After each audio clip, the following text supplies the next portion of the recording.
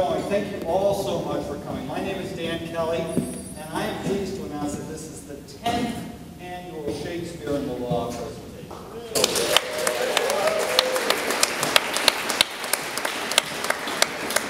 My good friend Isabel and I have been collaborating on this for 10 years, and we're so pleased to welcome you all tonight. And the great thing about this event is we have a very eclectic group of A-list presenters and readers who are here of all stripes and political persuasions.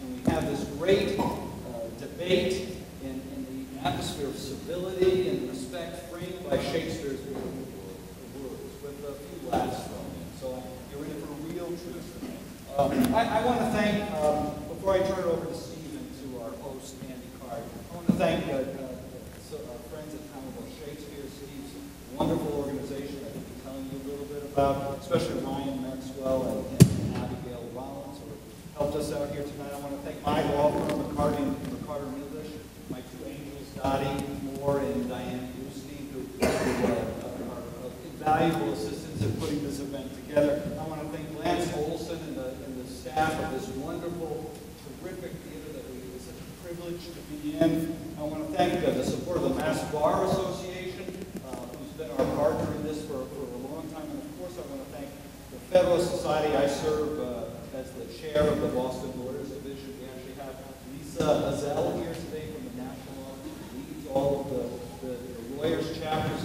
It's a great event for the Federalist Society, and we're so pleased that they are the sponsors of this event. So the way it's going to work tonight is the event, if you haven't been here before, is in two parts. The first part consists of an abridged, staged reading of the play Henry V, and then without break, we will go right into the panel discussion where I will welcome Michael Avery, John Yu, and B.J. Dosky to the stage, and then we'll talk about the political and legal aspects that come up with the play and anything else that the panelists are interested in talking about. So let me turn it over to Steve. He can tell you a little bit about the rehearsal process and what he's doing this summer, and then we'll leave it with our host, Andy. Thank you, Dan. Thank you all so much for coming out today. This is, as Dan said, this is the biggest turnout we've ever had. Shakespeare's a great meeting ground, and I love partnering with Dan on this. I don't think I ever would have been in the same room with Ken Starr. He's not here tonight, but we've met some really wonderful characters for our time on this, and it's a great pleasure to see how different prisms, how Shakespeare refracts through different prisms, tonight being law. As we said, it's a script in hand reading. We've had a massive 2 rehearsals for this, two-hour rehearsals. Yeah, hang on. It will actually be quite fun. This is a great team that's come around us. So some of them are vets from us, so they've become very familiar with our style and format. But I also encourage you to come and see our work on the Boston Common this summer. We're presenting Othello for 3 weeks on the Boston Common, the last week of July, first 2 weeks of August. It's right out there. Please go to our website, comshakes.org, and find out more. Also, tonight on your way out, if you drop a business card in the glass vase out there, someone here is going to win VIP seats for 4 to see the production of Summer of the Boston Common. So please check out the stuff that we're doing. Also, a quick shout out to our board members who are here, Kelly and Will. Thank you so much for being here. And thank you all for joining us tonight. Back to Dan.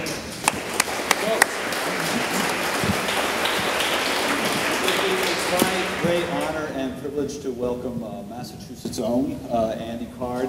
You know, when George Bush squeaked through and became our president, and then was confronted with a national crisis on 9/11, there were lots of articles at the time that compared him to Henry V, the bad boy, son of a king, who got his comeuppance, became king, and then was faced with a crisis, and through rhetoric and through action rallied a nation in the face of a foreign threat. And Mr. Card here was by his side the entire time. And Andy will say a few words now, and he'll join us in the panel following the week. Well, thank you very much, Dan. I am thrilled to be here.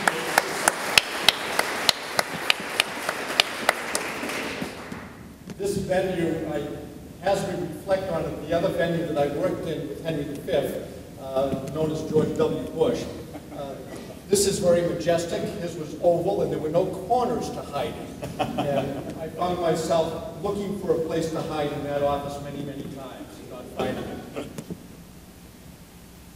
Constitution is a pretty remarkable document. Shakespeare's writings end up being remarkable documents, but the Constitution defines our president by Article 2. It's one of the shorter articles in our Constitution, and it is the only provision of the Constitution that is personified by one person, the President of the United States. And the job description that is in that article really is not the job description that we talk about when we pick a president. The job description is really found in the oath of office that the president takes. It's the shortest oath taken by anyone who serves in government. And it calls for the president to preserve, protect, and defend the Constitution. That's it. It doesn't say anything about a conditional clause. If. There is no if. So the burden of being president ends up being a lonely burden.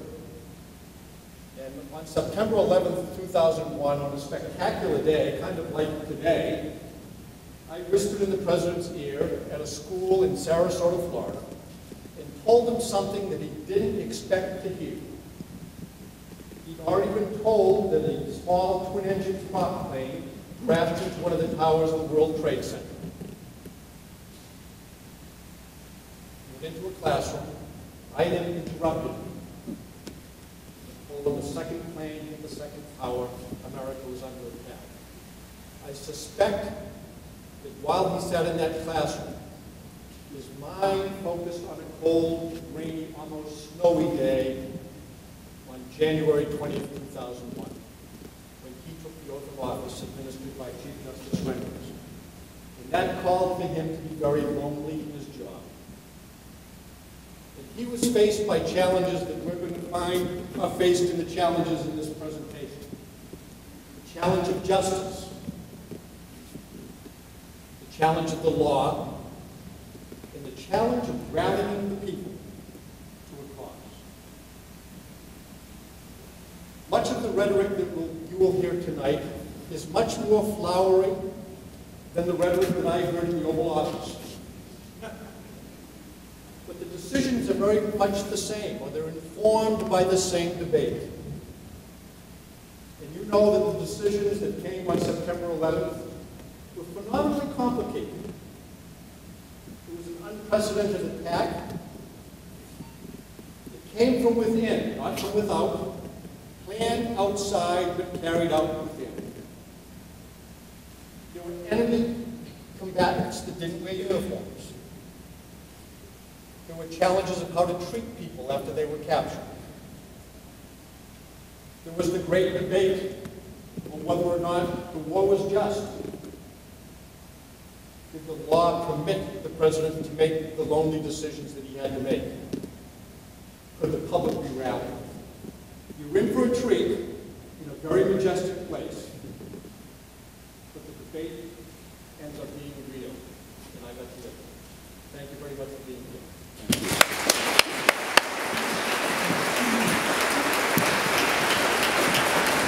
Now I'd like to welcome our cast to the stage.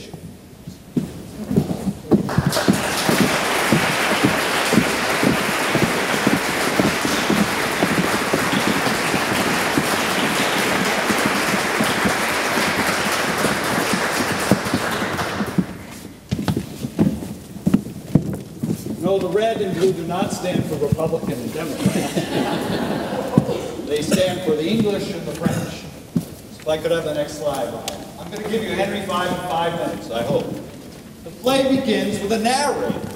Oh, for a muse of fire that would ascend the brightest heaven of invention. The narrator apologizing to his audience that he, in this little span of a theater, could never replicate the great events and decisions that were undertaken by Henry V and his group.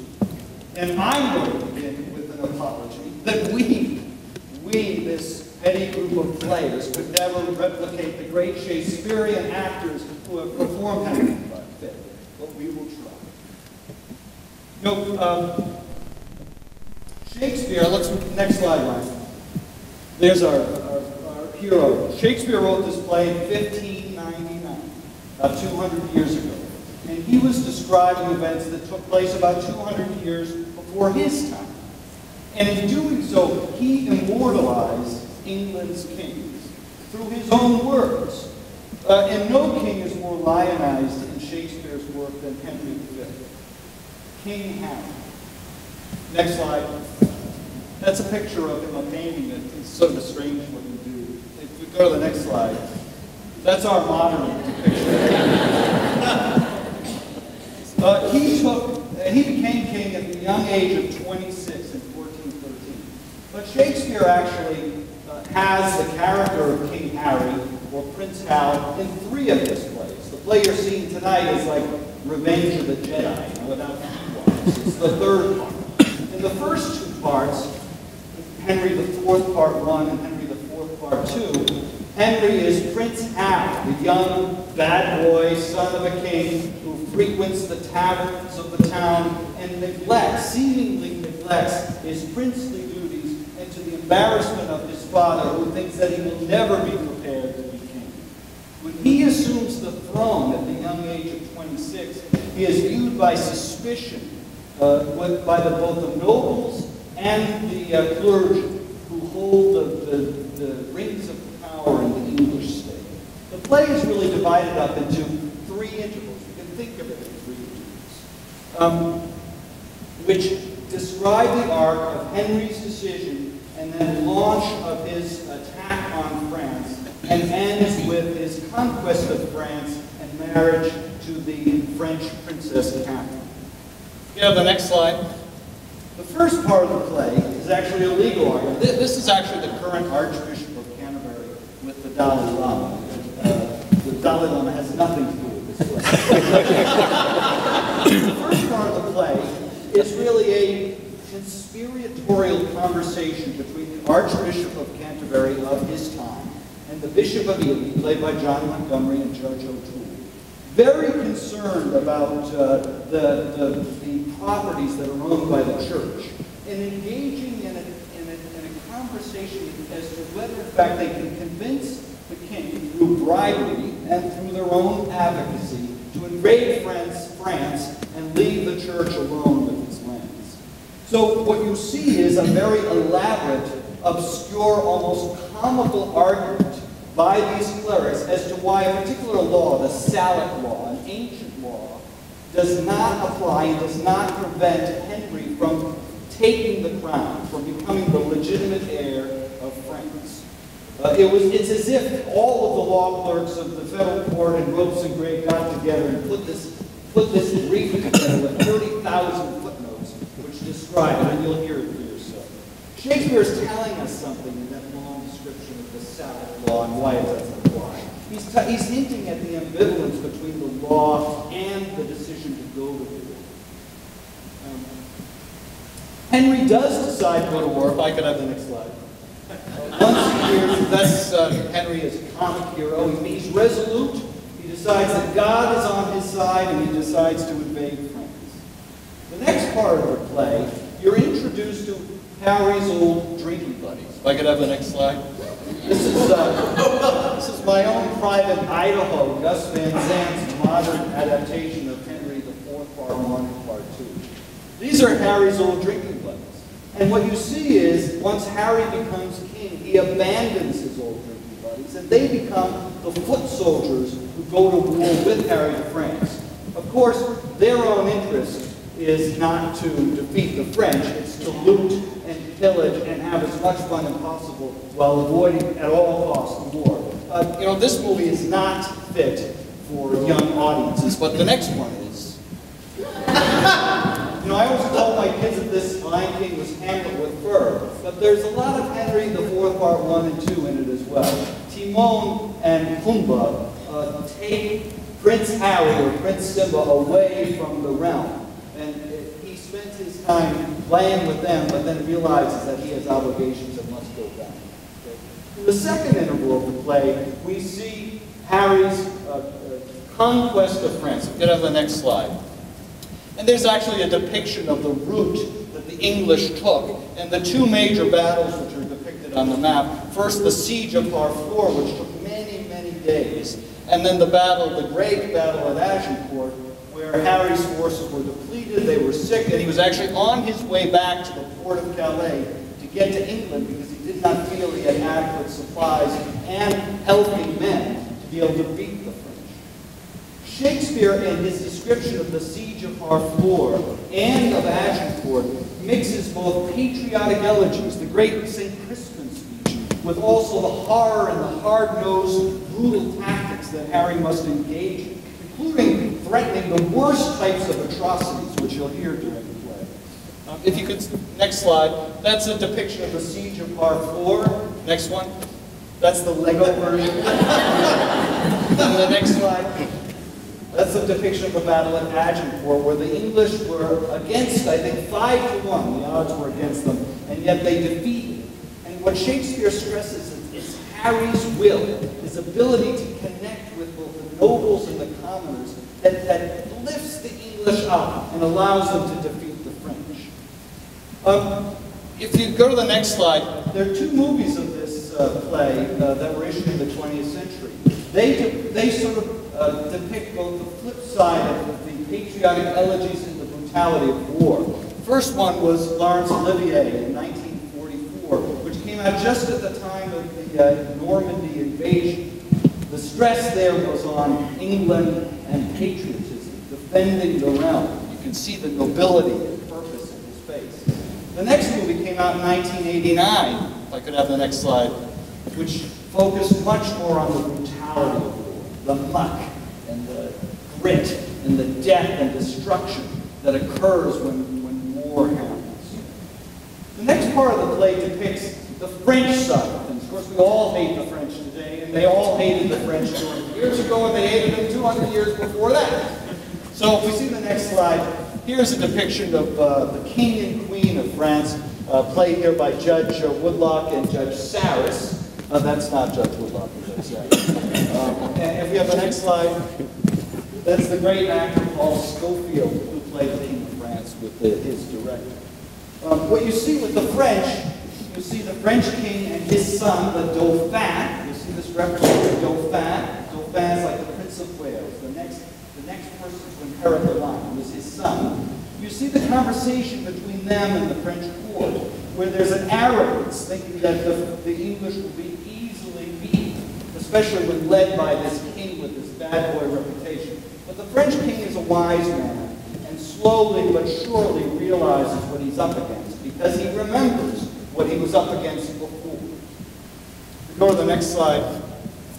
You see in the depiction of the play the war from the vantage point of the scoundrels, the old drinking bodies.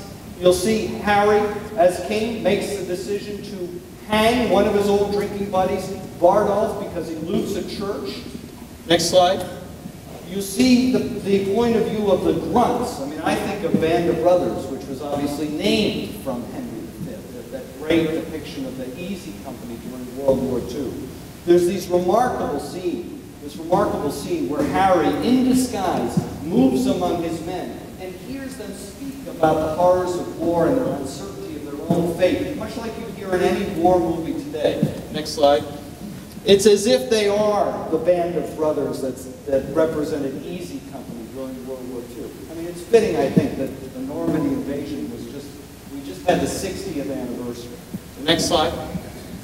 And then, of course, after the battle, we see Henry thanking God, both before and after the battle. The St. Crispin's Day speech, which you'll hear beautifully said by Jay Stevens tonight, playing Harry, that comes before the battle. And the purpose of that is to rally the nobles with promises of immortality and promises of riches if they succeed. Next slide. And the end of the play, the last interval, the third interval, is another battle. And that battle is the mediation, the peace treaty. The Duke of Burgundy, played by Jennifer Nassau, is the mediator, much like a Jam's mediator today, between the King of England and the King of France. Only, of course, the deck is stacked against the King of France because he's lost all the battles. So you see the union of these two, the negotiation of these two powers, represented by the marriage or the betrothal of the King of England and the Princess of France, played here tonight by Kerry. Go to the next slide. That's the beautiful Emma Thompson, who played the Queen. Kenneth Branner's work. So, we'll go to the last slide. The three things that Andy Card mentioned are justice, the law, and the will of the people. Henry believes that his war is a just war, that God is on his side. But is that really true? The law. Henry, two parts to this. First part is Henry relies on the law as justification for going to battle.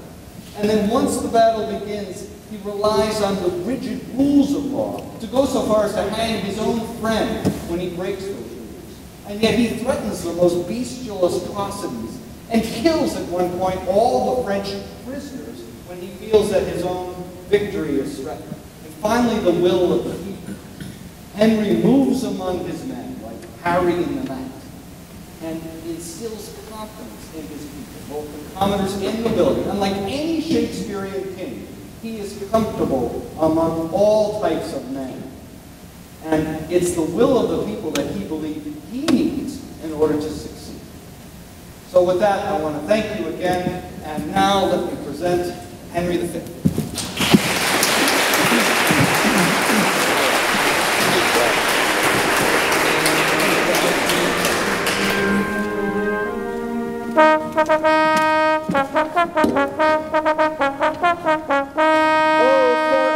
Of fire that would ascend the brightest heaven of invention, a kingdom for a stage, princes to act, and monarchs to behold the swelling scene. Then should warlike Harry, like himself, assume the port of Mars, and at his heels, leashed in like hounds, should famine, sword, and fire crouch for employment. But pardon, gentles all, the flat, unraised spirits that have dared on this unworthy scaffold to bring forth so great an object. Can this cockpit hold the vasty fields of France? Or maybe cram within this wooden O the very casks that did affright the air at Agincourt? Oh, pardon, since a crooked figure may attest in little place a million, and let us, ciphers to this great account on your imaginary forces work. For 'tis your thoughts that now must deck our kings. Carry them here and there, jumping o'er times, turning the accomplishment of many years into an hourglass. For the which supply, admit me, chorus to this history, who prologue like your humble patience pray, gently to hear, kindly to judge our play.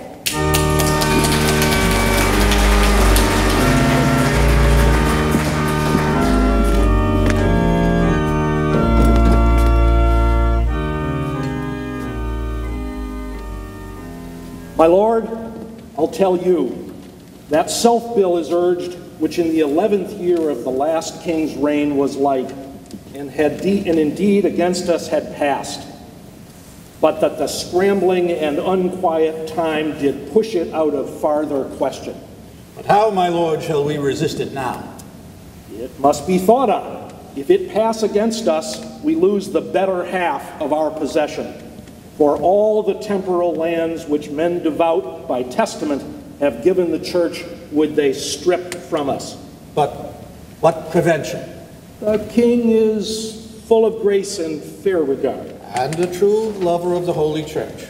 But, my good lord, how now for mitigation of this bill urged by the Commons? Doth His Majesty incline to it or no?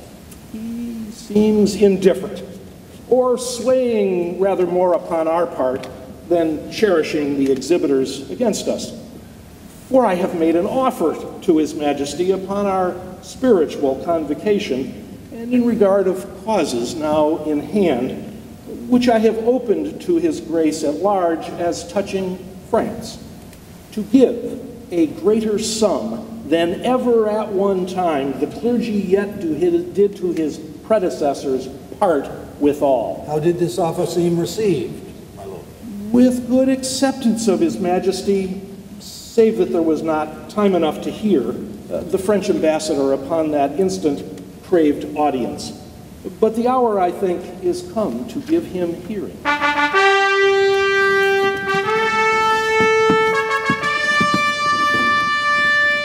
God and his angels guard your sacred throne, and may you long become it.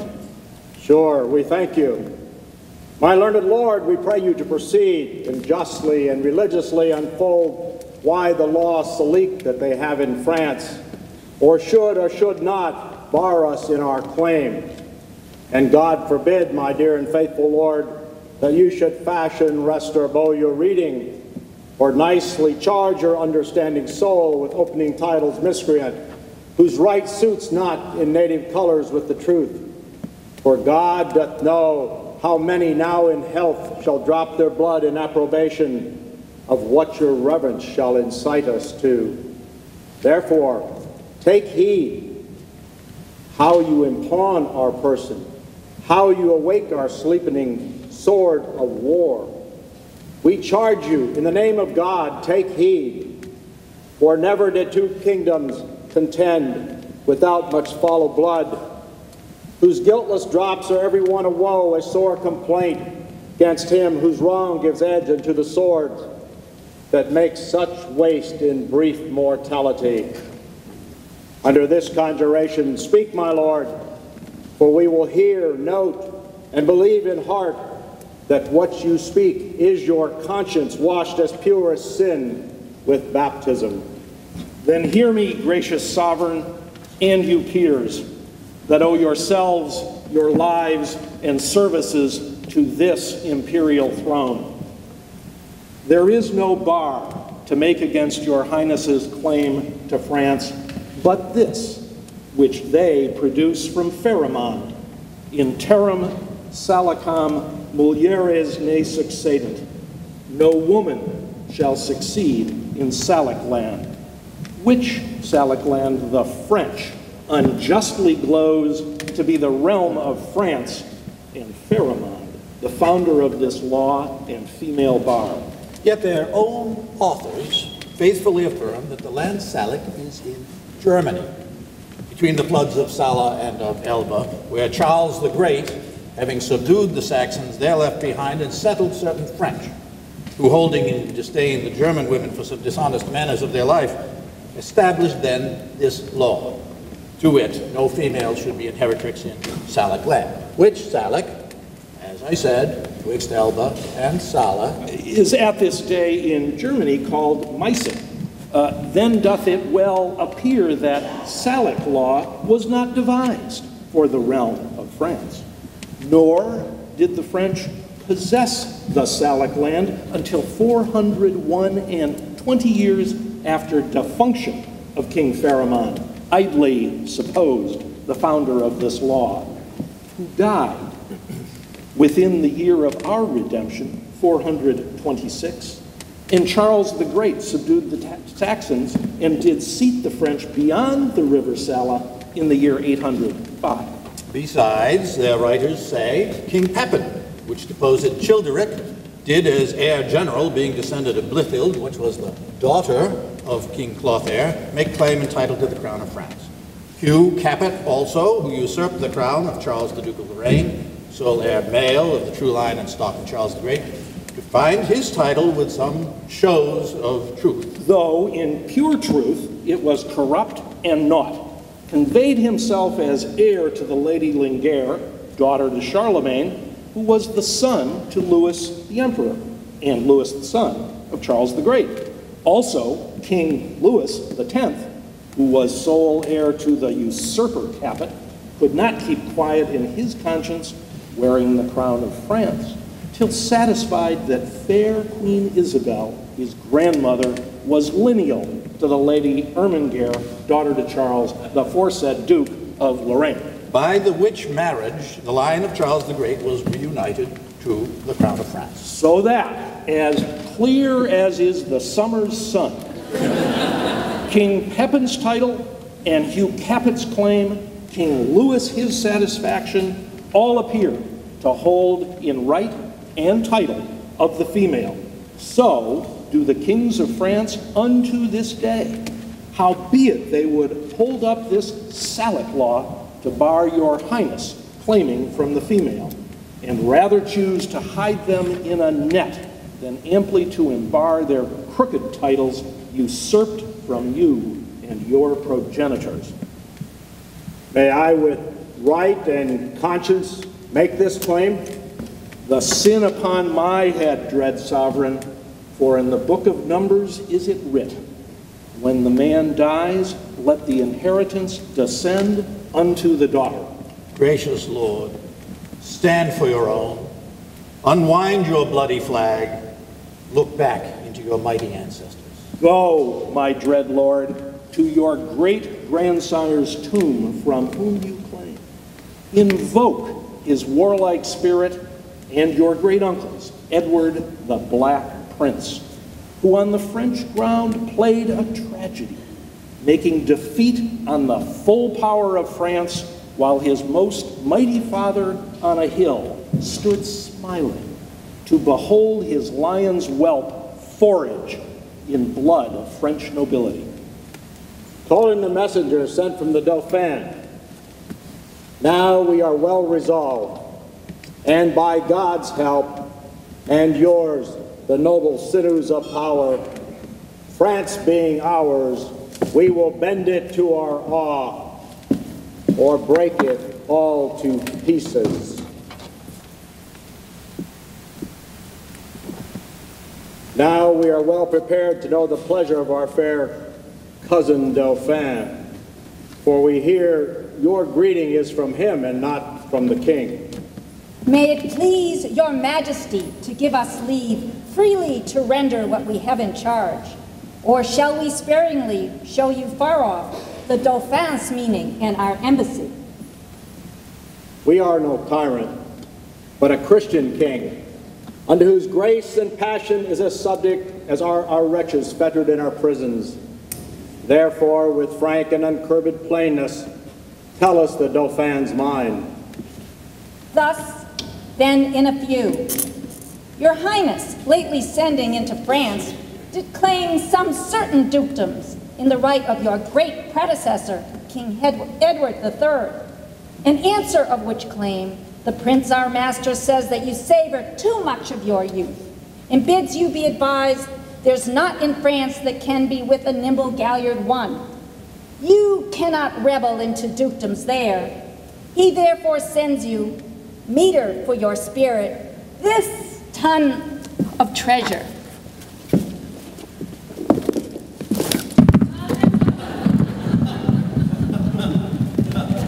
We are glad the Dauphin is so pleasant with us. His present and your pains we thank you for. When we have matched our rackets to these balls, we will in France, by God's grace, play a set, shall strike his father's crown into the hazard. This was a merry message. We hope to make the sender blush at it. Therefore, my lords, omit no happy hour that may give furtherance to our expedition, for we have now no thought in us but France, save those to God that run before our business. Therefore, let our proportions for these wars be soon collected and all things thought upon, that may with reasonable swiftness add more feathers to our wings. And for God before, we'll chide the Dauphin at his father's door. Therefore, let every man now task this thought, that this fair action may on foot be brought.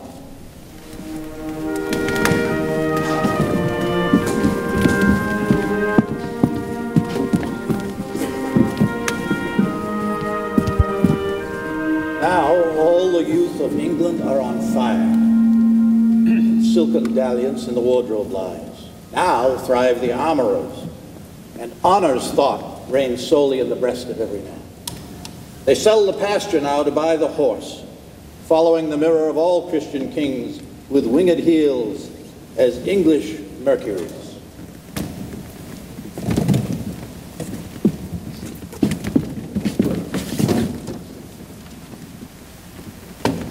Well met, Corporal Nym. Good morrow, Lieutenant Bardolph. What, are ancient pistol and you friends yet? For my part, I care not.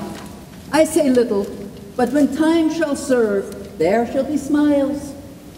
But that shall be as it may. I dare not fight, but I will wink, and hold out mine iron, It is a simple one, but what though? It will toast cheese, and it will endure cold as another man's sword will. And there's an end. Shall we shog? The king will be gone from Southampton. Come, let's away. Let senses rule. The word is pitch and play. Trust none. The oaths are straws. Men's faiths are wafer cakes. And hold fast is the only dog, my duck. Therefore, Cavito be thy counselor. Go clear thy crystals.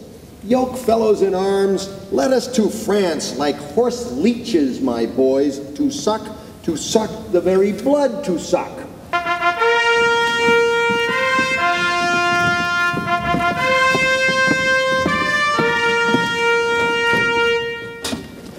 Thus comes the English with full power upon us, and more than carefully it us concerns to answer royally in our defenses.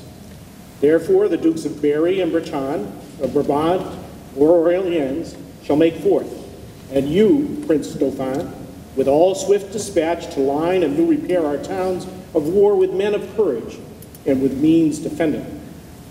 For England his approaches makes us as fierce as water to the sucking of a gulf.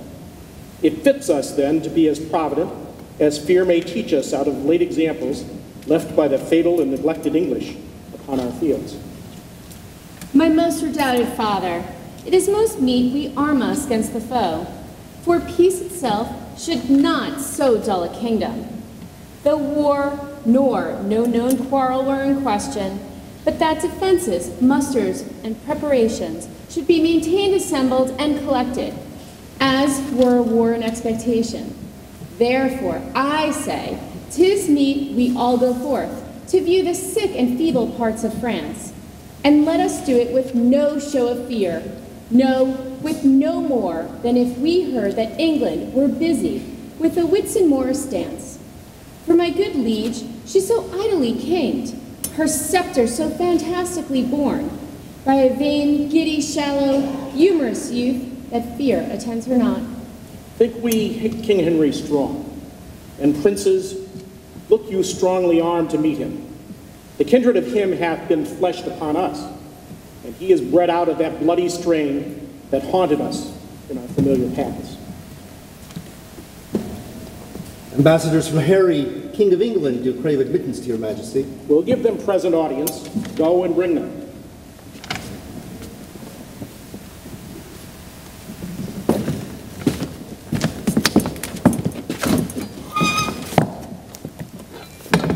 From our brother England?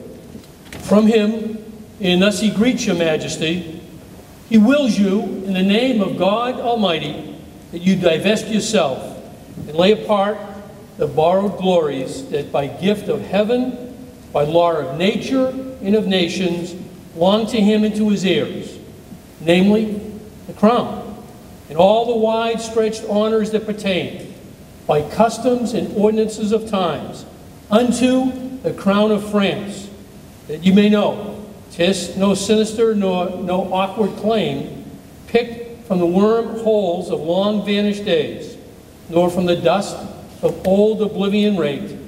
He sends you this most memorable line, in every branch truly demonstrative, willing to overlook this pedigree, and when you find him evenly derived from his most famed of famous ancestors, Edward III, he bids you then resign your crown and kingdom, indirectly held from him, the native and true challenger. Or what else follows?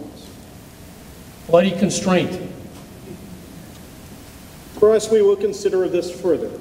Tomorrow shall you bear our full intent back to our brother England.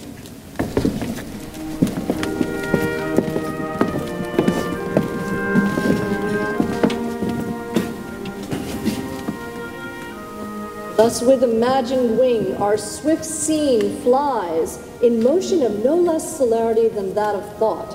Suppose that you have seen the well-appointed king at Hampton Pier embark his royalty, and his brave fleet with silken streamers the young Phoebus spanning.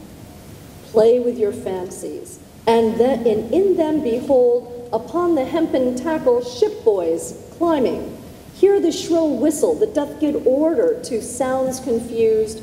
Behold the threadened sails, borne with the invisible and creeping wind, draw the huge bottoms through the furrowed sea, breasting the lofty surge. Oh, but do think that you stand upon the ravage and behold a city on the inconstant billowing dancing, and so appears this fleet majestical, holding due course to Harfleur.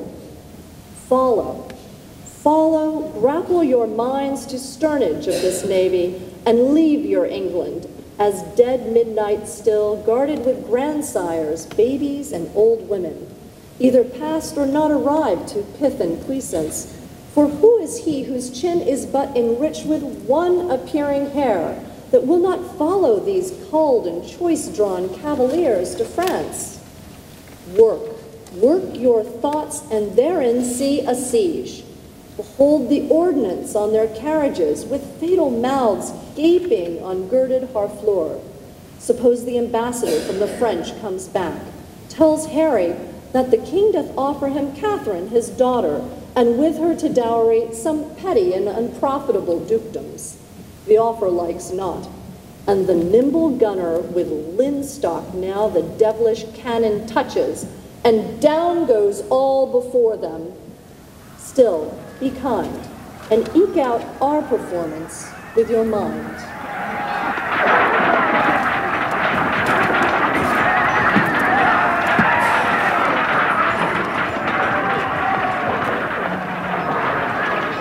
Once more into the breach, dear friends, once more, or close up the wall with our English dead. In peace, there's nothing so becomes a man as modest stillness and humility. But when the blast of war blows in our ears, then imitate the action of the tiger. Stiffen the sinews, summon up the blood, disguise fair nature with hard favored rage. Then lend the eye a terrible aspect. Now set the teeth and stretch the nostril wide. Hold hard the breath and bend up every spirit to his full height. On, you noblest English. I see you stand like greyhounds in the slips, straining upon the start. The game's afoot. Follow your spirit. Upon this charge cry, God for Harry, England, and St. George! God for Harry, England, and St. George!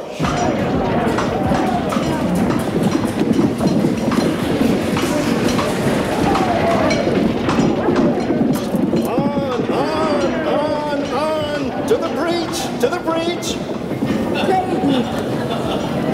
Pray thee, Corporal, stay. The knocks are too hot. And for my own part, I have not a case of lives. The humor of it is too hot. That is the very plain song of it. The plain song is most just, for humors do abound, knocks go and come, God's vassals drop and die, and sword and shield in bloody field doth win immortal fame. Would I were in an alehouse in London, I would give all my fine for a pot of ale and safety. Up to the breach, you dogs! Avaunt, you cullions! Be merciful, great Duke, to men of mold. Abate thy rage, abate thy manly rage. Abate thy rage, great Duke. Good bowcock, bate thy rage. Use lenity, sweet chuck.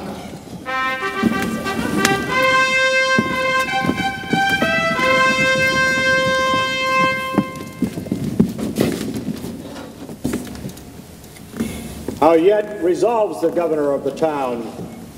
This is the latest power we will admit. Therefore, to our best mercies, give yourself, or like to men of proud destruction, defy us for our worst. For I am a soldier, a name in my thought becomes me best. If I begin the battery once again, I will not leave the half-achieved Harfleur till in her ashes she lies buried. Therefore, you men of Harfleur, take pity on your town and of your people, whiles yet my soldiers are in my command, whiles yet the cool and tempered winds of grace or blows the filthy and contagious clouds of heady murder, spoil, and villainy?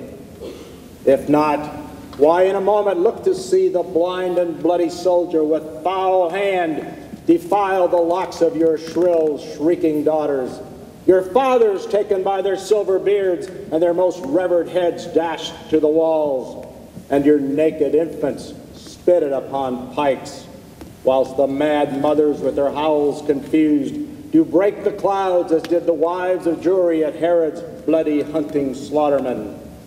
What say you? Will you yield and this avoid?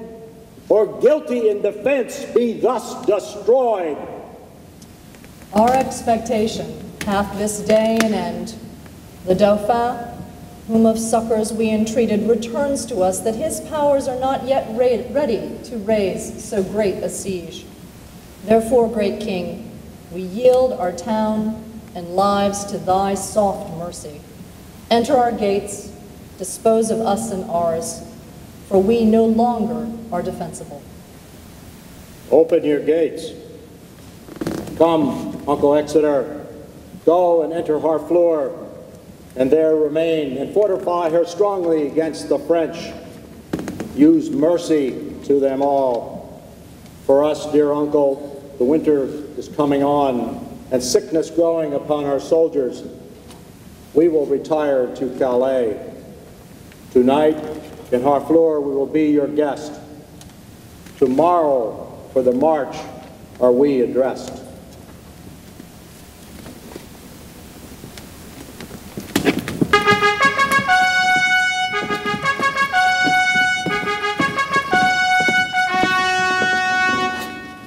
Tis certain he hath passed this river Somme. And if he be not fought withal, my lord, let us not live in France. Let us quit all and give our vineyards to a barbarous people. Where is Mountjoy the herald? Speed him hence. Let him greet England with a sharp defiance. High dukes, great princes, barons, lords, and knights, for your great seats now quit you of your great shames. Bar hairy England that sweeps through our land with pennons painted in the blood of Harfleur. Rush on his host, as doth the melted snow upon the valleys, whose low vassal seat the Alps doth spit and void his room upon. Go down upon him, you have power enough, and in a captive chariot into Rouen, bring him our prison. This becomes the great. Sorry I am, his numbers are so few, his soldiers sick and famished in their march. For I am sure, when he shall see our army, he'll drop his heart into the sink of fear, and for achievement, offer us his ransom. Therefore, Lord Constable, haste on Mountjoy, and let him say to England that we send to know what willing ransom he will give.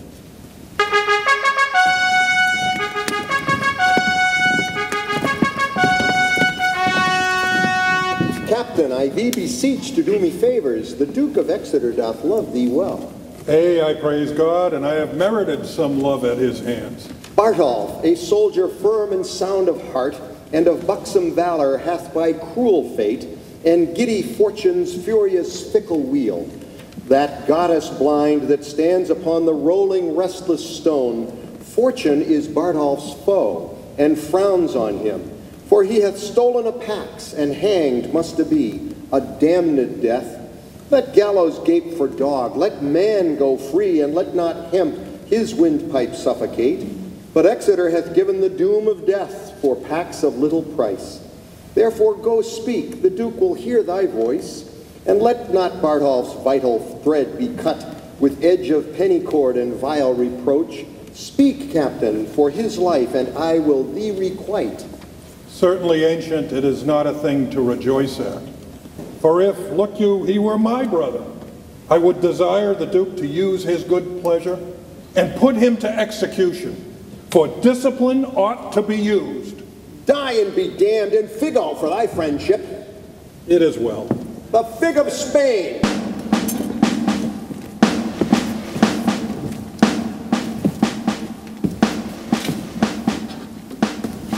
How now, Fluellen? Camest thou from the bridge? Aye, so please your majesty. The Duke of Exeter has very gallantly maintained the bridge. The French has gone off, look you. and there is gallant and most brave passages. Mary, the adversary, had possession of the bridge, but he is enforced to retire, and the Duke of Exeter is master of the bridge. I can tell your majesty, the Duke is a brave man. What men have you lost, Fluellen? The perdition of the adversary hath been great, reasonable great. Mary, for my part, I think the Duke has lost never a man, but one that is like to be executed for robbing a church. One Bardolph, if your majesty know the man. We would have all offenders so cut off. And we give express charge that in our marches through the country, there be nothing compelled from the villages, nothing taken but paid for, none of the French upbraided or abused in disdainful language. For when lenity and cruelty play for a kingdom, the gentler gamester is the soonest winner.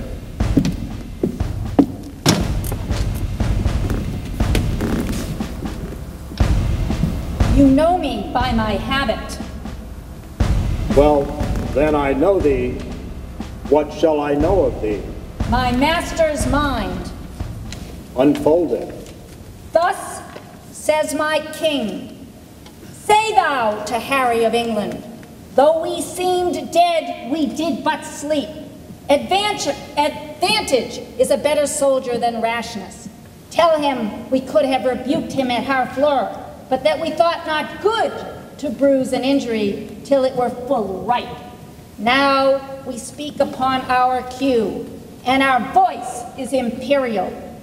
England shall repent his folly, see his weakness, and admire our sufferance. Bid him therefore consider of his ransom, which must proportion the losses we have borne, the subjects we have lost, the disgrace we have digested, which in wait to re-answer his pettiness would bow under. For our losses his exchequer is too poor, for the effusion of our blood the muster of his kingdom too faint a number, and for our disgrace his own person kneeling at our feet but a weak and worthless satisfaction. To this add defiance, and tell him for conclusion he hath betrayed his followers, whose condemnation is pronounced. So far my king and master, so much my office. What is thy name? I know thy quality. Montjoy. Thou dost thy office fairly. Turn thee back, and tell thy king I do not seek him now, but could be willing to march on to Calais without impeachment. For to say the sooth, though 'tis no wisdom to confess so much to an enemy of craft and vantage, my people are with sickness much enfeebled, my numbers lessened, and those few I have almost no better than so many French, who were, when in health, I tell thee, Herald, I thought one pair of English lags did march 3 Frenchmen. Yet, forgive me, God, that I do brag thus. This your heir of France has blown that vice in me. I must repent. Go, therefore, and tell thy master this. My ransom in this frail and worthless trunk, my army but a weak and sickly guard. Yet, God before, tell him we will come on, though France himself and such another neighbor stand in our way. For thy labor, Montjoy, go bid thy master well advise himself. I shall deliver so, thanks to your highness.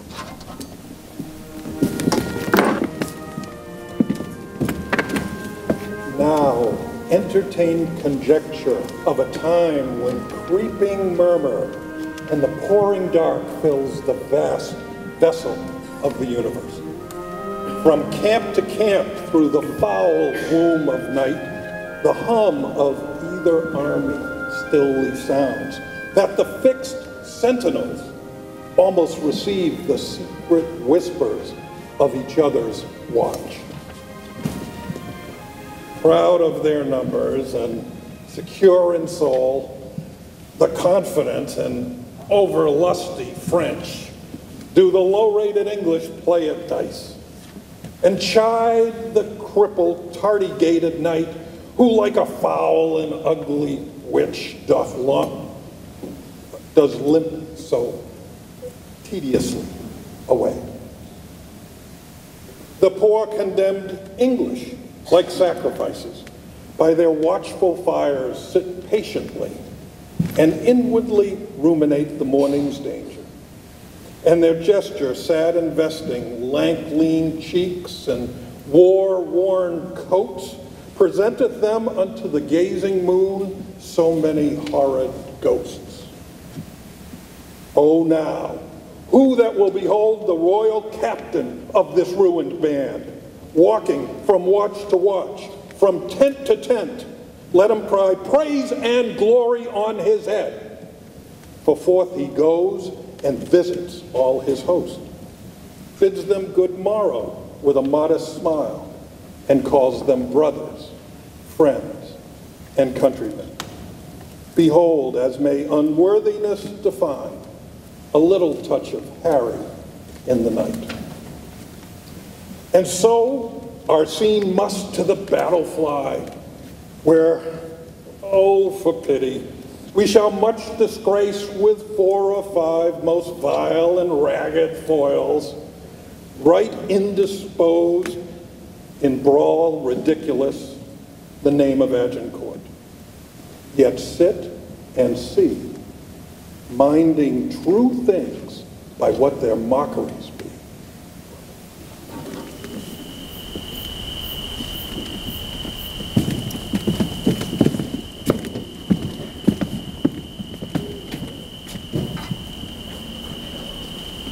Brother, John Bates, is not that the morning which breaks yonder? I think it be. But we have no great cause to desire the approach of day. We see yonder the beginning of the day, but I think we shall never see the end of it. Who goes there? A friend. Under what captain serve you? Under Sir Thomas Erpingham. A good old commander and a most kind gentleman. I pray you, what thinks he of our estate? Even as men wrecked upon a sand that look to be washed off the next tide. He hath not told his thought to the king. No, nor is it not meet he should. For though I speak it to you, I think the king is but a man, as I am. The violet smell to him as it doth to me. The elements show to him as it does to me. All his senses have but human conditions.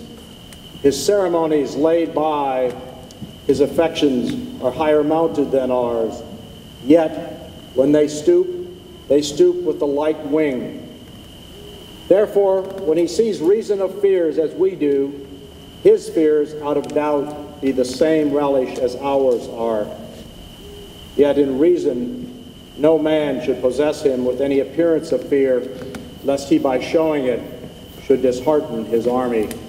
He may show what outward courage he will, but I believe as cold a night as 'tis, he could wish himself in Thames up to the neck. And so I would he were, and I by him, at all adventures, so we were quit here. By my troth, I will speak my conscience of the king. I think he would not wish himself anywhere but where he is. Then I would he were here alone. So should he be sure to be ransomed, and many poor men's lives saved. I dare say you love him not so ill to wish him here alone, howsoever you speak this to feel other men's minds. Methinks I could not die anywhere so contented as in the king's company, his cause being just and his quarrel honorable. That's more than we know. Aye, or more than we should seek after. For we know enough if we know we are the king's subjects. If his cause be wronged, our obedience to the king wipes the crime of it from us. But if the cause be not good, the king himself hath a heavy reckoning to make. When all those legs and arms and heads chopped off in battle shall join together at the latter day and cry all, we died at such a place. Some swearing, some crying for a surgeon, some upon their wives left poor behind them, some upon the debts they owe, some upon their children rawly left. I am afeard there are few die well that die in battle. For how can they charitably dispose of anything when blood is their argument? Now, if these men do not die well, it will be a black matter for the king that led them to it, whom to disobey were against all proportion of subjection. So if a son that is by his father sent about merchandise do sinfully miscarry upon the sea, the imputation of his wickedness by your rule should be imposed upon the father that sent him? Or if a servant under his master's command transporting a sum of money be assailed by robbers and die in many irreconciled iniquities, you may call the business of the master the author of the servant's damnation? But this is not so. The king is not bound to answer the particular endings of his soldiers, the father of his son, nor the master of his servant, for they purpose not their death when they purpose their service. 'Tis certain every man that dies ill, the ill upon his own head, the king is not to answer for it. But I do not desire he should answer for me, and yet I determined to fight lustily for him. I myself heard the king say he would not be ransomed. Aye, he said so, to make us fight cheerfully. But when our throats are cut, he may be ransomed, and we ne'er the wiser. If I live to see it, I will never trust his word thereafter.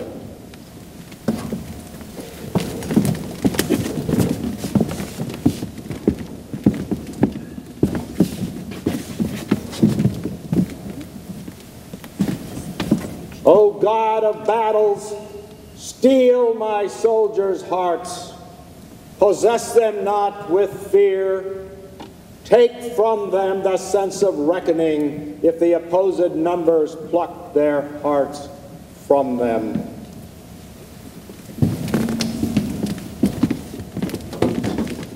Oh, that we now had here but 1/10,000 of those men in England that do no work today. What's he that wishes so? My cousin Westmoreland? No, my fair cousin, we are not marked to die. We are now to do our country loss, and if to live, the fewer men, the greater share of honor. This day is called the Feast of Crispian. He that outlives this day and comes safe home will stand a tiptoe when the day is named, and rouse him at the name of Crispian. He that shall live this day and see old age will yearly feast on the vigil of his neighbors, to say, tomorrow is St. Crispian. Then he will strip his sleeve and show his scars, and say, these wounds I had on Crispin's day.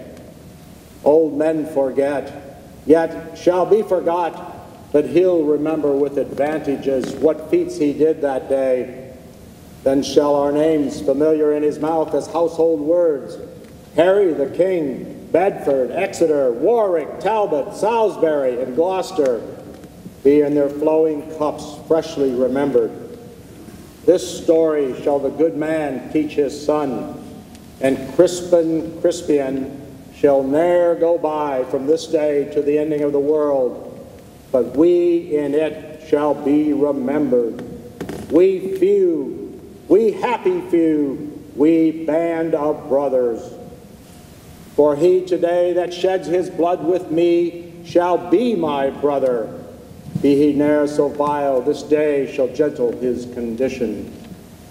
And gentlemen in England now abed shall think themselves accursed they were not here, and hold their manhoods cheap while any speaks that fought with us on St.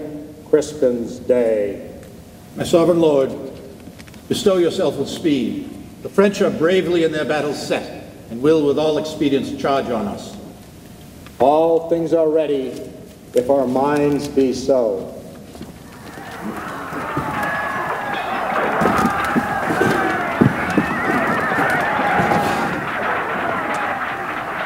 Well have we done, thrice valiant countrymen. But all's not done, yet keep the French the field.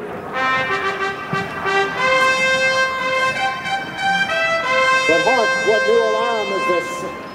The French have reinforced their scattered men. Then let every soldier kill his prisoners. Give the word through.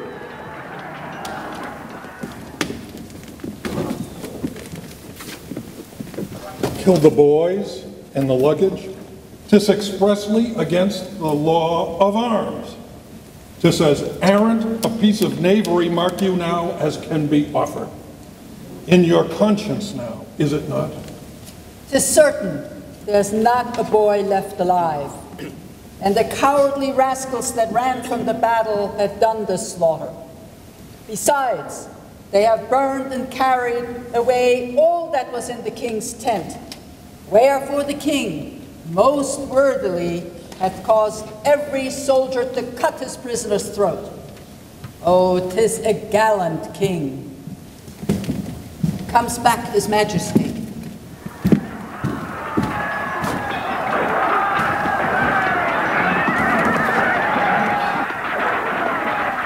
I was not angry since I came to France until this instant. Take a trumpet, Herald. Ride thou into the horsemen on the hill. If they will fight with us, bid them to come down, or void the field. They do offend our sight. If they'll do neither, we will come to them and make them scur away as swift as stones enforced from the old Assyrian slings. Besides, we'll cut the throats of those we have, and not a man of them that we shall take shall taste our mercy. Go and tell them.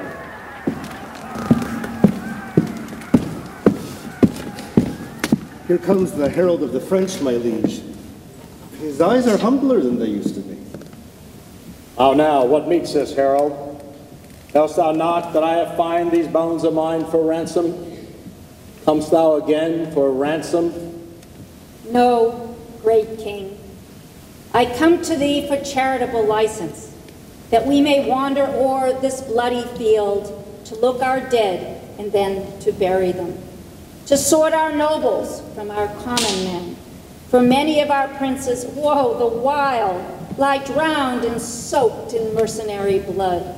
So do our vulgar drench their peasant limbs in blood of princes, and their wounded steeds, fetlock deep in gore, and with wild rage, yerk out their armed heels at their dead masters, killing them twice. Oh, give us leave, great king, to view the field in safety and dispose of their dead bodies. I tell thee truly, herald, I know not if the day be ours or no, for yet many of your horsemen peer and gallop o'er the field. The day is yours. Praise be to God, and not our strength for it. What is this castle that stands hard by? They call it Agincourt. Then we call this the field of Agincourt, fought on the day of Crispin Crispianus. Come, go we in procession to the village, and be it death proclaimed through our host to boast of this, and take praise from God, which is his only. Is it not lawful, and please your majesty, to tell how many is killed? Yes, Captain, but with this acknowledgement that God fought for us.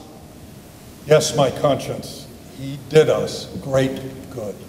Do we all holy rites, that there be sung non nobis in Te Deum, the dead with charity enclosed in clay, and then to Calais, and then England then, and ne'er from France arrived more happy men.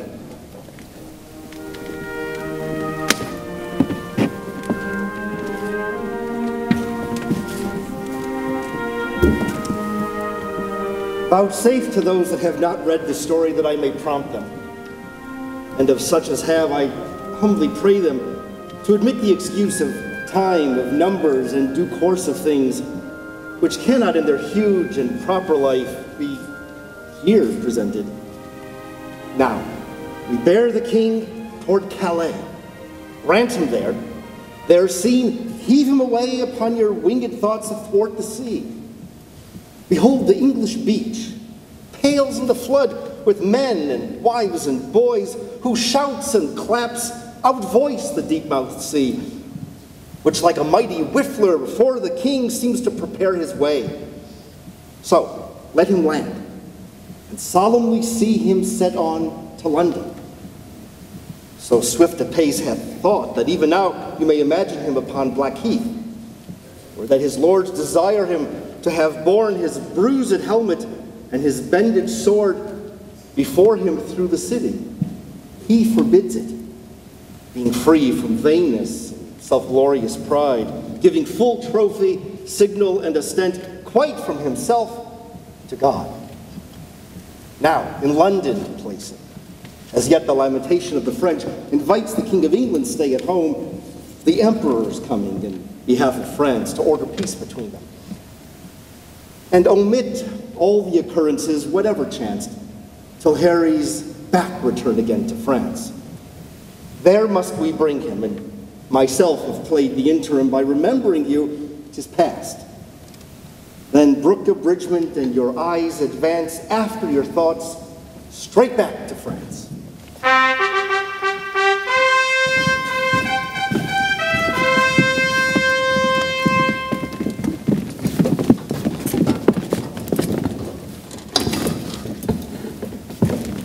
Peace to this meeting, wherefore we are met, unto our brother France, and to our sister, health and fair time of day. Joy and good wishes to our most fair and princely cousin, Katherine. And as a branch and member of this royalty, by whom this great assembly is contrived, we do salute you, Duke of Burgundy, and Princess French and peers. Health to you all. Right joyous are we to behold your face, most worthy brother England. Fairly met. So are you, Princes English, everyone.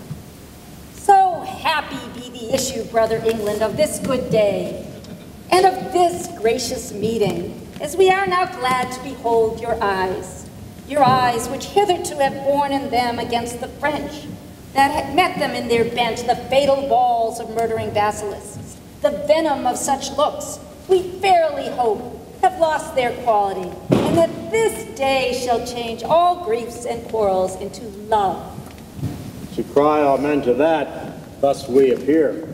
You English princes all, I do salute you. My duty to you both, on equal love, great kings of France and England.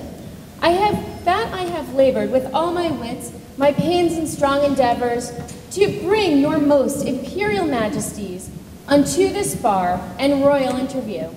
Your mightiness on both parts best can witness. Since then, my office hath so far prevailed, that face to face and royal eye to eye, you have come greeted. Let it not disgrace me. If I demand, before this royal view, what rub or what impediment there is, why that naked, poor mangled piece, dear nurse of arts and joyful births, should not in this best garden of the world, our fertile France put up her lovely visage? You are assembled, and my speech entreats, that I may know the let, why gentle peace should not expel these inconveniences, and bless us with her former qualities. If, Duke of Burgundy, you would the peace, whose want gives growth to the imperfections you have cited, you must buy that peace with full accord for all our just demands, whose tenors and particular effects you have scheduled briefly in your hands. The king hath heard them, To the which as yet there is no answer made. Well, then the peace which you have so urged lies in his answer. I have but with a cursory eye or glance the articles. Pleaseth your grace to appoint some of your council presently to sit with us once more. With better heed to resurvey them, we will suddenly pass our accept and peremptory answer. Brother, we shall. Go, Uncle Exeter and Brother Clarence, and you, Gloucester, Warwick, and Huntington, go with the king, and take with you the power to ratify, augment, or alter, as your wisdom best shall see advantageable for our dignity, anything that is in or out of our demands, and will consign thereto. Will you, fair sister, go with the princess, or stay with us? Oh, gracious brother, I will go with them. Happily, a woman's voice may do some good, when articles too nicely urged be stood on. Yet, leave our cousin Katherine here with us. She is our capital demand, comprised within the forerank of our articles. She hath good leave.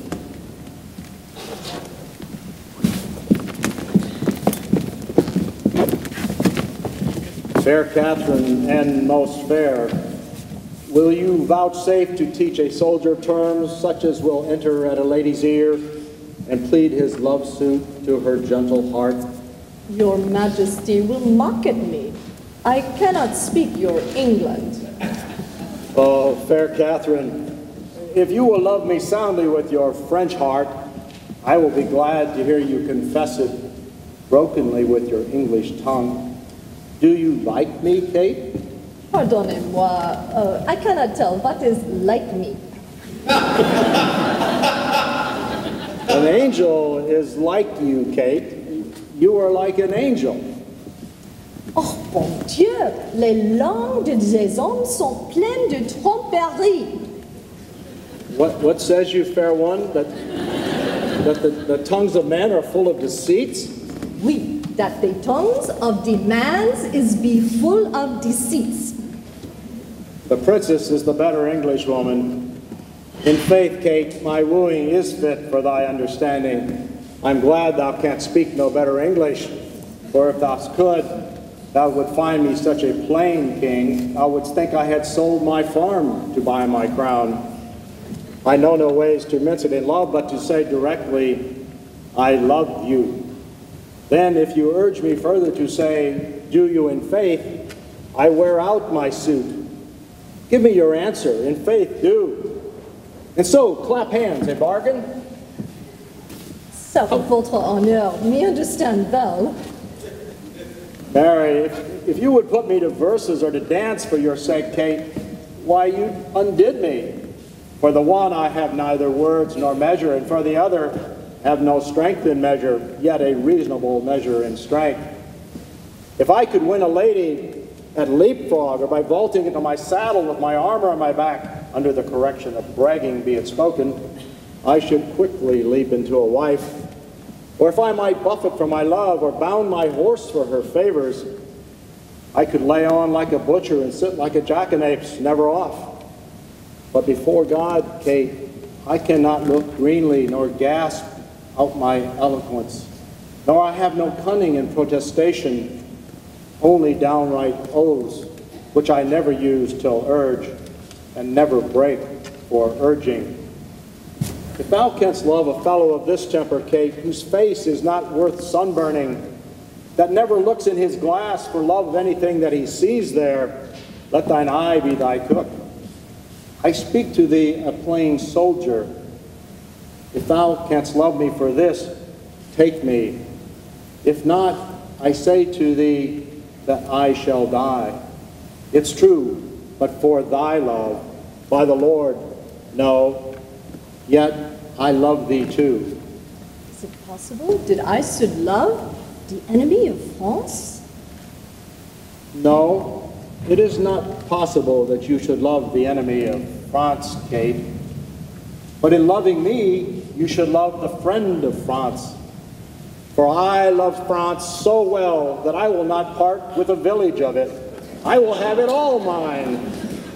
And Kate, France is mine, and I am yours, then France is yours, and you are mine. I cannot tell what is that. No, Kate, I will tell thee in French, which I'm sure will hang upon my tongue like a new married wife around her husband's neck, hardly to be shook off. Je compte sur la possession de France, et quand vous avez la possession de moi. Let me see then. Saint-Denis be my speed. Ton vote is France, et vous êtes mien. It's as easy for me, Kate, to conquer a kingdom as it is to seek so much more French. I shall never move thee in French unless it is to laugh at me. Sauf votre honneur, le François que vous parlez, il est mieux que l'angloise lequel je parle. No, faith it's not, Kate. By speaking thy tongue and I mine, most truly, falsely, must needs be granted to be much as one. But Kate, dost thou understand thus much English? Canst thou love me? How answer you, la plus belle Katherine du monde, mon très cher et divine déesse? Your Majesty of a false French, enough to deceive the most sage demoiselle that is en France. Now fie upon my false French. By my honor, in true English, I love you, Kate. Put off your maiden blushes, avouch your thoughts of your heart with looks of an empress. Take me by the hand and say, Harry of England, I am thine, which word thou shalt no sooner bless my ear withal, but I will tell you aloud, England is thine, Ireland is thine, France is thine, and Harry Plantagenet is thine. Therefore, Queen of all, Katherine, break thy mind to me in broken English. Wilt thou have me? That is as it shall please de roi, mon père. Nay, it will please him well, Kate. It shall please him, Kate. Then it shall also content me. Upon that, I kiss your hand and I call you my queen. Lassez, monseigneur, lassez, lassez, ma foi, je ne veux pas que vous abaissez votre grandeur baissant le main de votre seigneurie indigne serviteur. Excusez-moi, je vous supplie, mon très puissant seigneur. Then I will kiss your lips, Kate. It is not the fashion for the ladies of France. It is not a fashion for the maids in France to kiss before they are married, says you? Oui, vraiment. Oh, Kate, nice customs curtsy to great kings. Dear Kate, you and I cannot be confined within the weak list of a country's fashions. We are the makers of manners, Kate, and the liberty that follows our places stops the mouths of all fine faults, as I will do yours for upholding the nice fashion of your country and denying me a kiss. Here comes your father.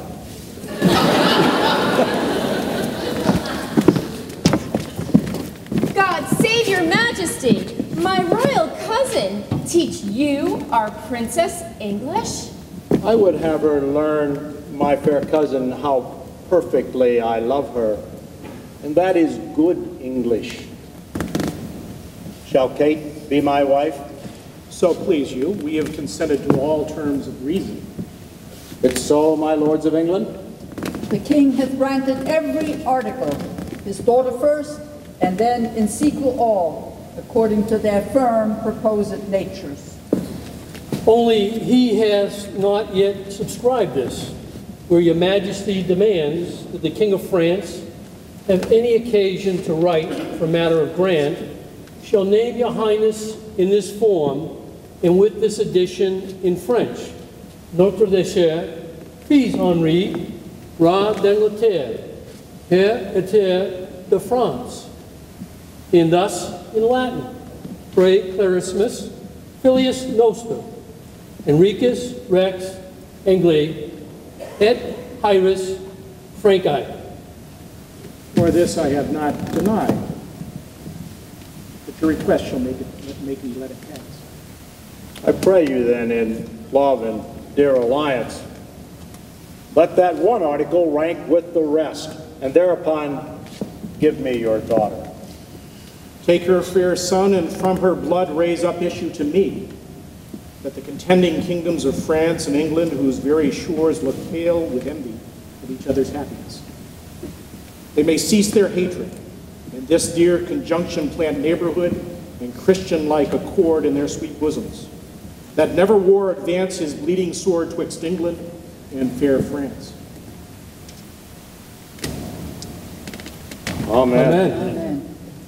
Now welcome, Kate, and bear me witness all that here I kiss her as my sovereign queen.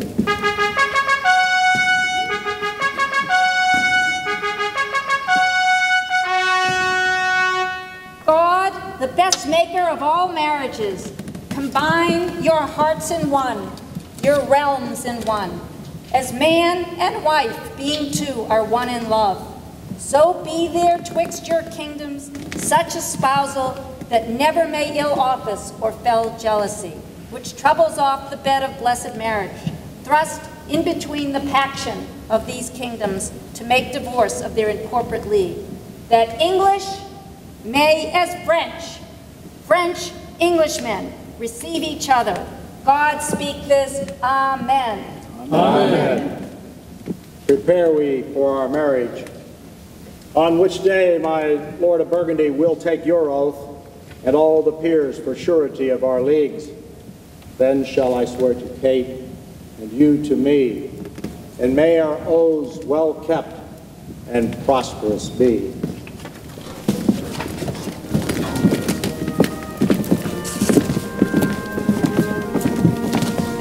Thus far, with rough and all unable pen, our bending author hath pursued the story, in little room confining mighty men, mangling by starts the full course of their glory. Small time, but in that small most greatly lived this star of England.